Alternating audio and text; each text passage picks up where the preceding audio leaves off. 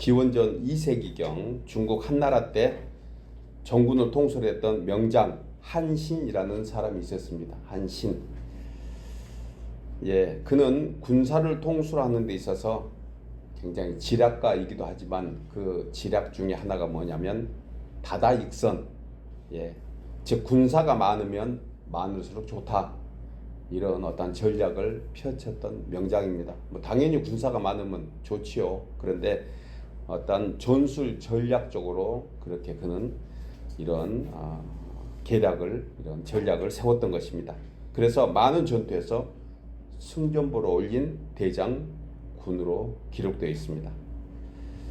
그런데 그가 이 같은 명장으로 세움을 받았던 것은 한나라 고조 황제의 부름이 있었기 때문에 그렇습니다. 만약 한신이 이런 부름의 은총을 입지 않았다면 그도 역시 한낱 시중에 무렵에 불과했을 거라 이렇게 추론하게 됩니다. 그는 황제 한고조의 부름을 입은 후 뛰어난 대장군으로 천하를 통일하고 한나라를 세우는 1등 공신이 된 이유가 무엇이다? 그것은 고조 황제의 부름을 받았기 때문이라는 거예요. 그런 택함을 입지 않았으면 그에게 그런 영광은 당연히 있지 않았을 것입니다.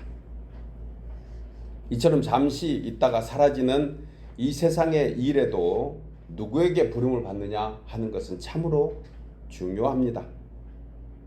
하물며 영원한 하늘아버지의 부르신 은혜가 우리에게 임하니 우리는 정말 하나님의 1등 공신으로 살아갈 수 있는 줄 믿습니다.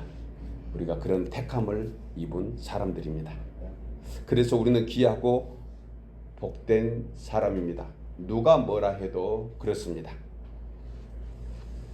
성경의 여러 인물들도 하나님께서 불러주셔서 왕이 되기도 하고 선지자가 되기도 하고 사도가 되고 진리의 제자들이 되어서 그 이름이 성경에 기록되어 있는 것을 우리는 보게 됩니다.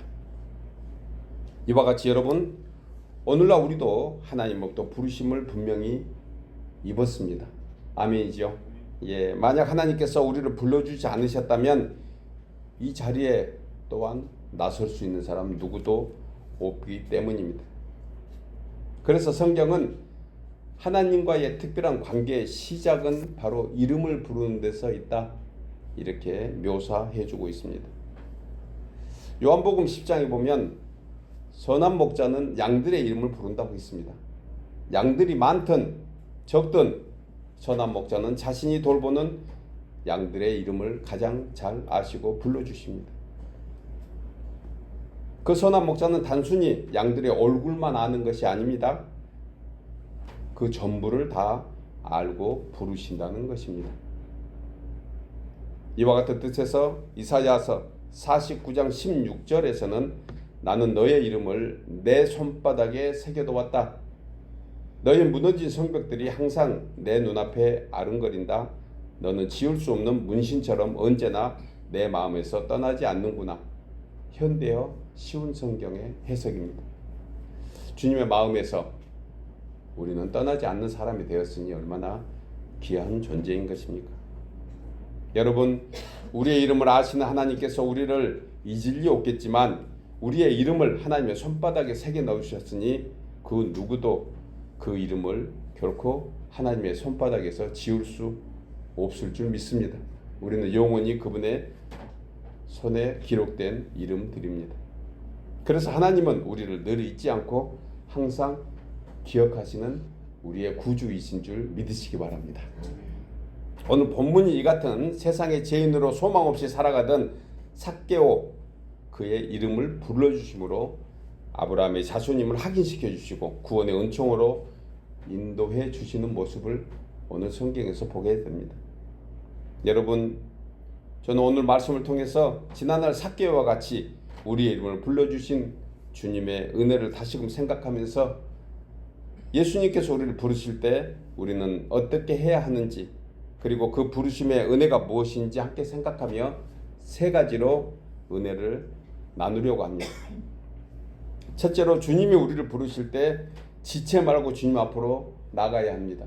우리 함께 나누어 읽겠습니다. 주님이 우리를 부르실 때 지체 말고 주님 앞으로 나아가야 합니다. 본문 5절 이하에서 이 말씀을 하고 있습니다. 예수께서 그곳에 이르사 쳐다보시고 이르시되 삭개오야 속히 내려오라. 내가 오늘 너의 집에 유하여야겠다 하시니 급히 내려와 라고 말씀하고 있습니다. 당시 삭개오는 본문 2절에서 이렇게 소개합니다. 그는 세리장이래요. 세리장. 그리고 또한 부자라고 했습니다. 예수님 당시 유대 사회는 로마의 통치 아래에 살고 있었습니다. 그리고 로마 당국은 세금을 걷기 위해서 각 지방마다 당연히 세관을 두고 이를 집행하는 세리를 임명했던 것입니다. 그런데 특별히 삭개오가 세관장으로 있던 여리고는 조금 지형이 많이 다릅니다. 팔레스틴 각처로 통하는 길목이 바로 여리고입니다. 오늘날 가장 쉽게 표현하면 실크로드 같은 상권의 중심되는 그러한 길목이었습니다. 그리고 이 상업 중심지에 통과하기 위해서는 다 통관세를 내야 하는 그런 조건을 가지고 있는 곳이 바로 여리고입니다.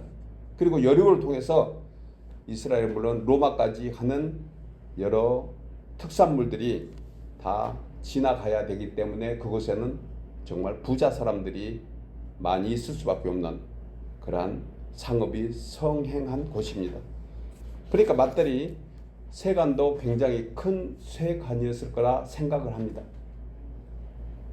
그리고 또한 세리들의 행패가 무진장 난무했던 곳이 바로 이 여리고라는 그러한 곳입니다. 세리들은 임의로 추가 세금을 부과해서 로마 당국에 책정된 세금을 납부하고 나머지는 자신들이 다 차지했던 것입니다. 그래서 당시 세리들을 허가받은 도둑놈들 이렇게 불렀다고 합니다. 그러다 보니까 당시 유대 지역에 이런 동요 노래까지 유행된 것입니다.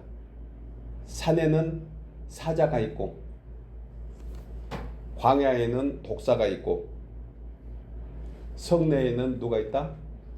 세리가 있다. 예.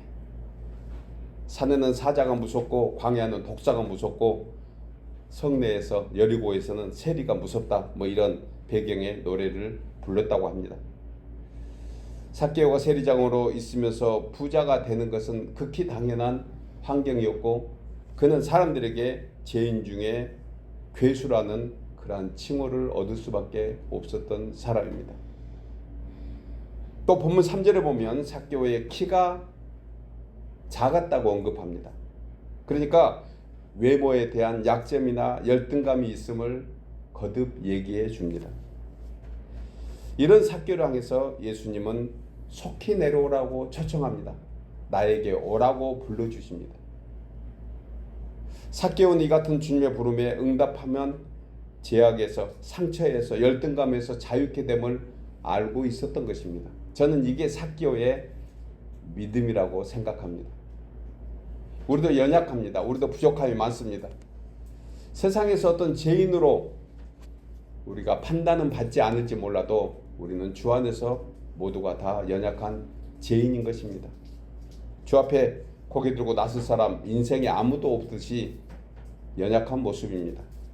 그리고 또 우리의 모습을 보면 사실 어떤 외모적인 것은 아니더라도 우리 마음속에 늘 열등감과 연약함을 가지고 사는 사람들입니다. 그런데 주님이 우리를 불러주셨습니다. 그야말로 잘난 사람, 똑똑한 사람, 세상에 내놔도 허물 없을 것 같은 사람을 부르지 않고 우리를 부르신 거예요. 이게 우리에게 큰 의미의 부름인 것입니다. 여러분, 그렇다면 예수님의 부름에 삭개오는 어떻게 반응을 했습니까? 본문 6절에 급히 내려온 것을 말씀하고 있습니다. 삭개오의 이 같은 행동은 주님이 자신의 모습 그대로 받아주시는 것을 분명히 알고 믿었기 때문입니다. 이 같은 믿음은 청함을 받은 자와 택함을 입은 자의 은총이 되는 것입니다. 여러분 이처럼 삭개오는 오늘 주님의 부르심을 잊고 자신의 이름을 불러주실 때 세상이 아무리 죄인이라고 해도 아니 자기 스스로 부족하고 연약함이 넘어 하나님 앞에 죄인 중에 괴수라고 생각할지라도 주님의 부르심에 즉시 응답하는 순간 주님의 은혜가 임한 줄 믿습니다. 믿음의 조상 아브라함도 그랬습니다. 그가 있었던 곳이 어디입니까? 갈대아 우르입니다. 우상 숭배의 지역의 대명사입니다. 그의 아버지는 누구입니까? 그의 아버지 이름은 데라입니다. 그리고 우상을 만들어 파는 우상 장사꾼이었습니다. 그의 가정은 우상 숭배를 하는 가정이었습니다. 여러분 그럼에도 불구하고 하나님께서는 그의 이름을 부르셨습니다. 이것이 복음이고 하나님 나라로 초청하는 구원의 은총인 것입니다. 여러분 이처럼 우리도 죄 가운데서 주님이 부르신 것입니다. 이 얼마나 복되고 귀한 은혜입니까? 그래서 예수님은 내가 의인을 부르러 온 것이 아니고 누구를 부르러 오셨다? 죄인을 부르러 왔노라고 하신 것입니다. 이같이 하나님의 구원의 은총을 입은 모든 사람들은 하나님의 부르심에 지체 없이 그 부름에 즉시 응답하고 따랐을 때 구원의 은혜가 임하게 됩니다.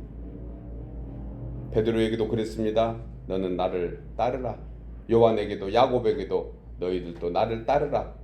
그 부름에 저들은 지체 없이 가장 중요한 그들이 가진 전부인 그물을 내버려 두고 따랐습니다.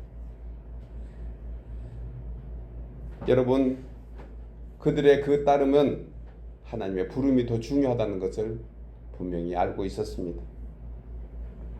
주님 앞에 나아가기를 망설이는 사람들 또한 성경에서도 기록하고 있습니다. 아직 주님의 마음과 뜻을 모르는 인생들입니다. 장가 가야 된다고 핑계댑니다. 자녀를 돌봐야 된다고 말합니다. 농사 져야 한다고, 사업이 바쁘다고, 세상 일로 저런 일로 핑계대는 사람들도 성경에 기록되고 있습니다. 그 부름을 거절했습니다. 그들은 결코 하나님 나라의 백성이 되지 못한 것을 의미적으로 말씀해 주고 있는 것입니다. 사도 바울은 고린도서 6장 2절에서 주님의 은혜의 때를 이렇게 말씀합니다. 내가 은혜를 베풀 때에 너에게 듣고 구원의 날에 너를 도왔다 하셨으니 보라 지금은 은혜 받을 만한 때요 보라 지금은 구원의 날이로다. 사랑하는 여러분, 하나님의 은혜에도 이처럼 때가 있습니다. 그리고 그 때는 지금입니다. 오늘입니다. 내일은 nothing, 아무것도 없습니다. There is nothing, 아무것도 없습니다. 인생은 내일은 우리의 것이 아닙니다. 오늘 지금이 우리의 것입니다. 그러므로 오늘 은혜 받으시기 바랍니다. 지금 은혜 받으시기 바랍니다. 남들이 어떠하든지 상관없습니다. 주님은 삭개오를 부른 것입니다. 이스라엘 전체를 불러 모이게 한 것이 아닙니다. 주님은 특정한 사람을 예정하시고 부르십니다. 지금 여러분들의 이름을 부르고 계십니다. 지금 즉시 주님의 그 부르심에 응답하고 나가십시오. 그러면 그 부르심에 지체 없이 나가는 자에게 하늘 아버지의 놀라운 은혜가 분명히 임할 것입니다. 그 음성을 듣고 나가는 저와 여러분 되시기를 주의 이름으로 축복합니다. 두 번째로 주님이 부르실 때 즐거운 마음으로 주님 앞에 나가야 합니다. 나누어 읽겠습니다. 주님이 우리를 부르실 때 즐거운 마음으로 주님 앞으로 나아가야 합니다. 본문 6절에 급히 내려와 즐거워하며 영접하거늘. 이미 언급한 대로 삭개오는 주님의 마음을 알았습니다. 예수님께서 자기를 혼내려고 야단치려고 벌 주려고 내려오라 하는 것이 아닌 것을 삭개오는 직감적으로 알았습니다. 아니 영적으로 알았다고 해석하는 것이 더 옳을 것 같습니다. 삭개오의 이 같은 마음의 반응이 본절에서 이렇게 표현합니다. 급히 내려와 즐거워하며 영접하거늘. 우리 다 같이 따라서 합니다. 즐거워하며 영접하라. 즐거워하며 영접하라. 즐거워하며 영접해야 합니다. 주님 앞에 나오는 것은 고역이다 노역이다 생각해서는 안 됩니다. 예배 나올 때 여러분 즐거운 마음으로 나오셨습니까? 진정으로 주님을 만나고 주님 앞에 예배하고자 하는 소원으로 나오셨습니까? 이 1시간 예배가 우리 인생의 전체를 좌우할 정도로 중요한 시간입니다. 어떤 목회자는 이렇게 설교합니다. 평생 인생에 단 한 번 성공한 예배자가 몇 명인가? 수천만, 아니 수억의 하나님 앞에 예배하는 그런 성도들 중에 제대로 온전히 하나님이 기뻐 받으시는 예배자로 나가는 적이 얼마나 있는가? 다른 잡념 없이, 다른 생각 없이 진심으로 믿고 주 앞에 나가 예배하는 사람이 얼마나 되는가? 그리고 스스로 물어보라. 자기 자신은 이제껏 평생 예배하면서 온전한 예배를 드린 적이 몇 번인가? 한 주의 시작은 예배 성공에 달려있다라고 설파한 것을 들은 적이 있습니다. 저도 공감합니다. 여러분, 하나님 앞에 나오는 자는 즐거워하면서 주님 앞에 나와야 합니다. 그것이 예배자의 모습인 것입니다. 오늘 삭개오의 이 반응이 우리 믿음의 반응이 되기를 소원합니다. 그래서 주님의 부르실 때 즐거워하며 주님의 부르심에 응답해야 합니다. 여러분, 예수님께서 우리를 부르신 것도 우리를 혼내기 위해서, 야단치기 위해서, 벌 주시기 위한 것도 결코 아닙니다. 용서하시고 사랑하시고 은혜 베푸시고 우리가 생각하는 것보다 훨씬 더 풍성한 은혜를 준비하시고 우리를 부르신 줄 믿습니다. 그렇다면 이처럼 한량없는 주님의 은혜 가운데 가장 복된 은혜가 무엇일까? 여러분, 주님이 주시는 은총의 가장 중요한 것이 무엇일까요? 내 뜻대로 되는 것, 내가 세상에 좀 잘 되는 것, 몸이 아플 때 건강히 사는 것 다 필요합니다. 그러나 우리에게 근본적인 가장 큰 은총은 제사함의 은총입니다. 그래서 의인의 자손으로 하나님의 백성 삼아주신 것입니다. 이 구원의 은총이야말로 인생의 제일 되는 축복이라는 것입니다. 이 놀라운 은혜를 이사야 선지자는 이사야서 1장 18절에서 이렇게 말씀합니다. 여호와께서 말씀하시되 오라 우리가 서로 변론하자. 너희 죄가 주홍 같을지라도 눈과 같이 희어질 것이요 진홍 같을 붉을지라도 양털같이 희게 되리라. 여러분, 하나님께서는 우리 죄를 눈같이 양털같이 깨끗하게 해주시는 하나님이십니다. 우리의 과거와 우리의 미래에 어떠한 죄가 있을지라도 주님은 우리를 거룩한 자녀로 삼아주고 계시는 것을 믿으시기 바랍니다. 그리고 이어지는 55절 55장 1절에 오라 너희 목마른 자들아 물로 나오라 돈 없는 자도 오라 너희는 와서 사 먹되 돈 없이 값 없이 포도주와 젖을 사라. 돈 없이 값 없이라는 말은 하나님의 은혜는 무한정 측량할 수 없다는 것입니다. 그 가치는 세상의 어떤 가치로 대신할 수 없다는 것입니다. 무슨 돈을 주고 무슨 나의 노력으로 얻어지는 것이 아니라는 것을 얘기합니다. 그것이 바로 제사함의 은총입니다. 이 내용을 종교개혁자 마틴 루터는 물론 칼빈도 무제한 속죄라는 단어로 우리에게 얘기합니다. 무제한 속죄, 속죄에 제한이 없다 라는 뜻입니다. 그렇다면 이 무제한 속죄의 은총을 모두가 받아 누리는가? 그렇지 않습니다. 이 속죄의 은총은 주님의 부르심에 반응하는 자에게만 내려지는 은총이기 때문에 그렇습니다. 주께 나아가 자신의 허물과 죄가 있음을 알고 회개하는 자에게 그 은혜가 임하게 되는 것입니다.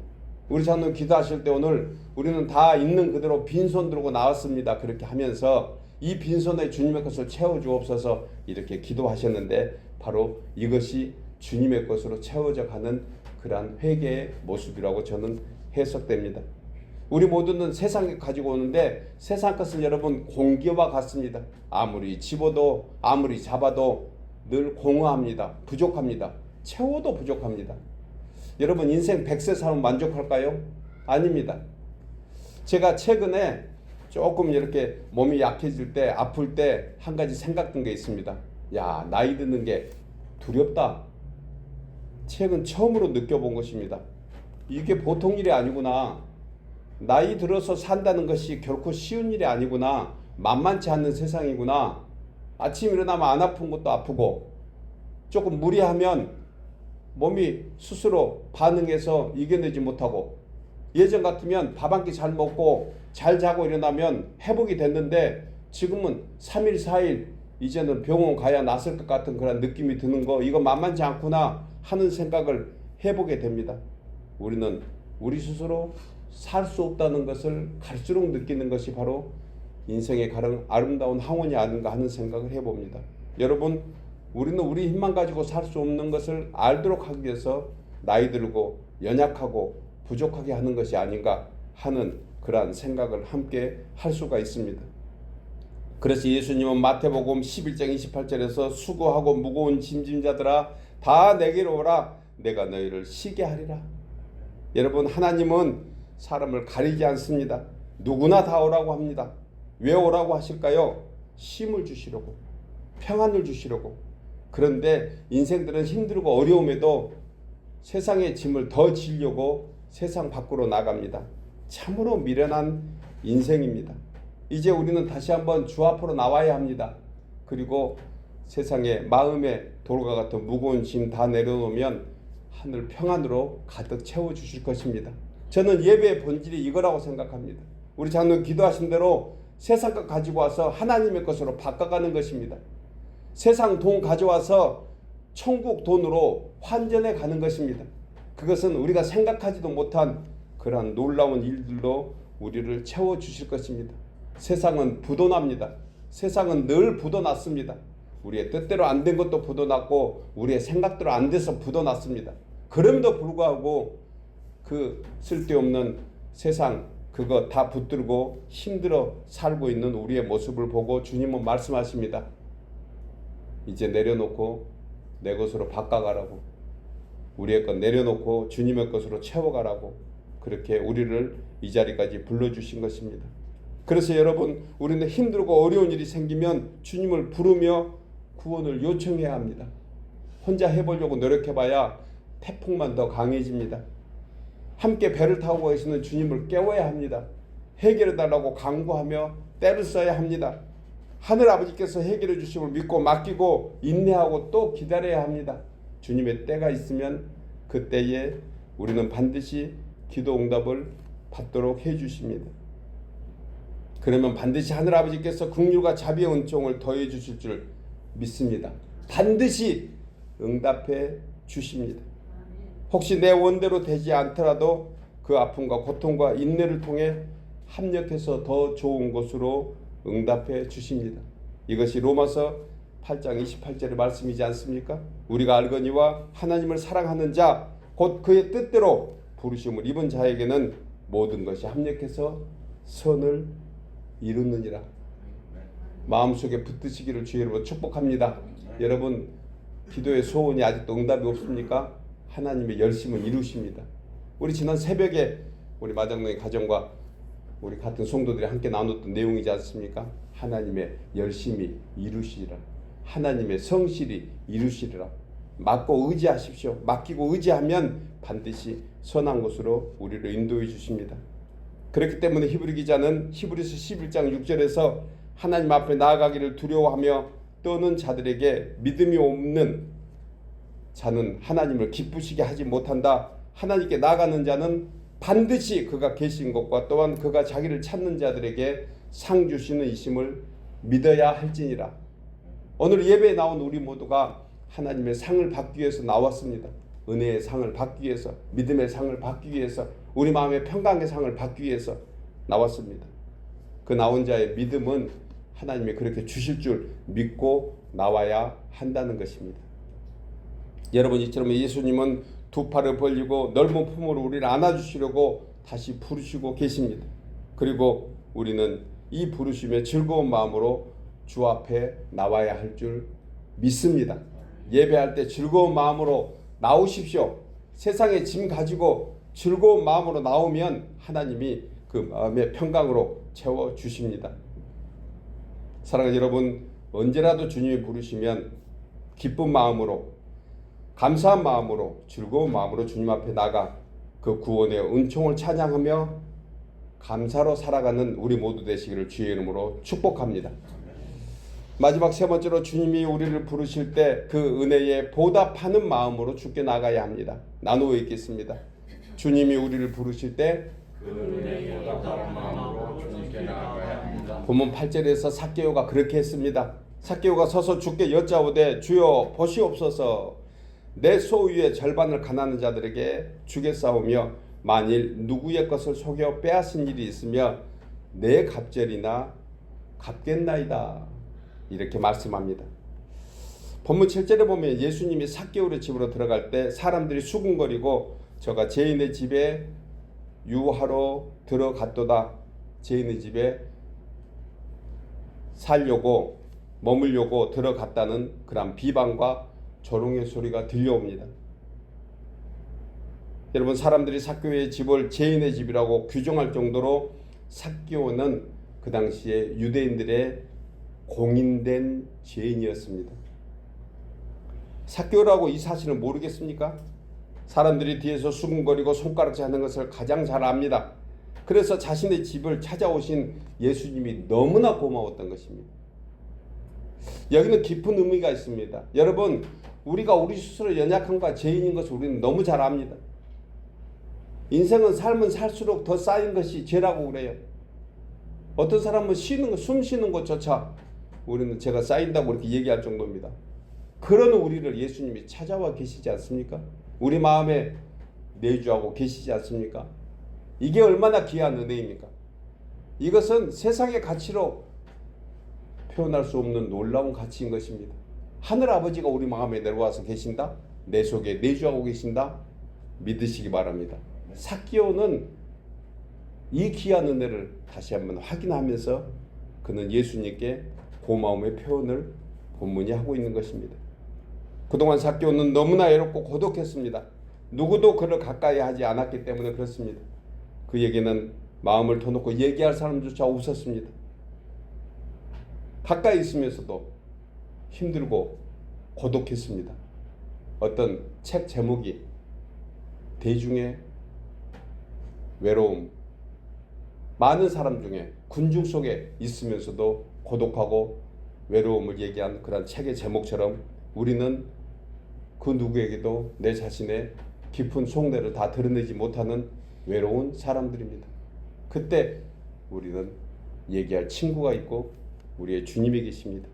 그래서 주님은 우리의 그 하소연을 가장 가까이에서 들어주시는 하나님이신 줄 믿으시기 바랍니다.